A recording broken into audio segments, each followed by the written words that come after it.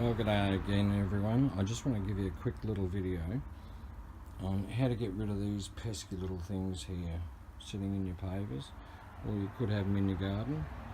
And I'll just show you how to get rid of them using an environmentally friendly weed killer, which does virtually no harm to the environment and costs you virtually nothing.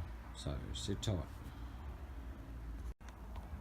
Now, before we get into discussing our recipe for our weed killer, I'd just like to show you this little fella. I borrowed it from a friend, and I'm obviously hiding who the manufacturer was because I don't want to get into any sort of serious trouble. But written down here in the fine print is all things that we've got to be careful of using with this product. And it states on there, it will kill fish. It will contaminate water. Do not feed or spray items with this livestock. Do not feed any sprayed weeds or grass to any livestock. It'll have a devastating effect. Do not allow it to get into drains, waterways. Do not let humans become in contact with it. Do not use it in food preparation areas, and keep away from your pets. Harmful to humans. So what we'll do now is we'll just have a quick look at our alternative. And there's our alternative. We have table salt, vinegar, and it can be white or brown, and it can be any type of salt. It can be rock salt, it can be ionized salt, I think that's how you say it, and any type of dishwashing liquid. We prefer to this one. I don't know why. It's maybe because it's an Earth choice. I'm sure the brand doesn't mind being on my video because I speak of them quite highly. But anyway, you can use brown or white vinegar, and you can use any type of salt. And I'll just move over here and I'll just show you what we have. Here we have table salt. That's obviously a tablespoon. And now we have a teaspoon with our dishwashing liquid. And the methods of distributing our weed killer, you can either do it these ways. You can do it in a spray bottle, a little handheld job. You can paint it on with your paintbrush, or you can use a commercial sprayer like that. That's just a handyman one. So anyway, let's get down to what the real nitty-gritty and talk about our ingredients a little bit more. Now with these ingredients, I'll put it in the description as well, but the formula, you need 1 litre of vinegar, 1 tablespoon of salt, and 2 teaspoons of any type of dishwashing liquid, and you mix that up until the salt's dissolved and so forth, and that's what you'll use to spray your weeds. Now, word of warning, with anything that you spray on your plants, gardens, footpaths and so forth, you've got to be careful. Now vinegar, what that effect it has, now mind you, I'm not an expert, I'm not a scientist, you know, I'm not a doctor or anything like that, so what I'm telling you could be absolutely bunkum.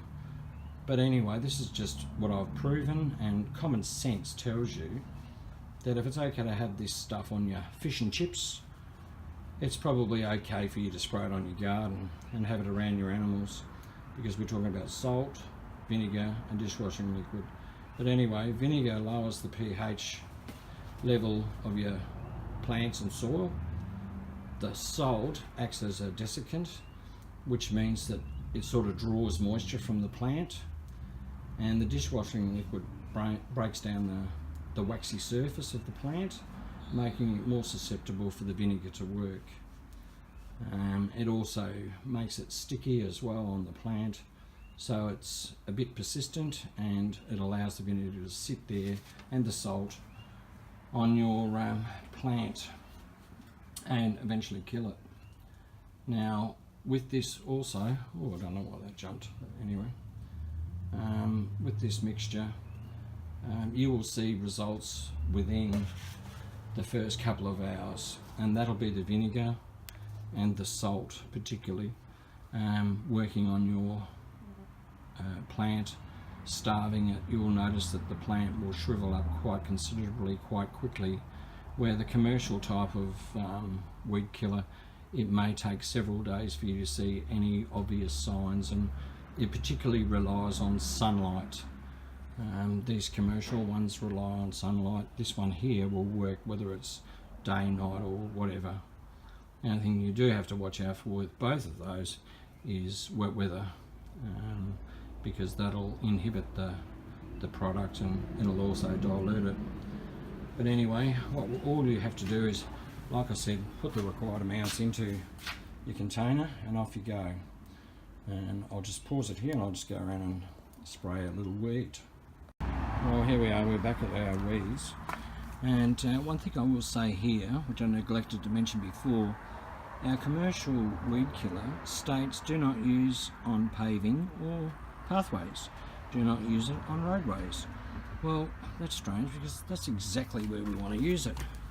Anyway, what we'll do, we'll just give these a quick spray, and that's all that's required. There's no harm to anyone. Your dogs can come along and lick it if they want to. Now, won't lick it again after they do it, but it'll do them no harm. And the last thing I will mention, that in our gardens, I'll just spray over here a bit more to the left. The last thing in our gardens is that we have two types of predators. We have the good predators and bad predators. This won't kill bad predators, and by those I mean your things you've got to look out for is aphids, ladybugs, mealybugs, bees, wasps, you name it. These products here that we're applying today won't hurt those insects, and because you need to have them in your garden, good and bad, to keep your garden flourishing. Alright, look in the description and you'll see the ingredients once again laid out for you, and I hope you found this useful.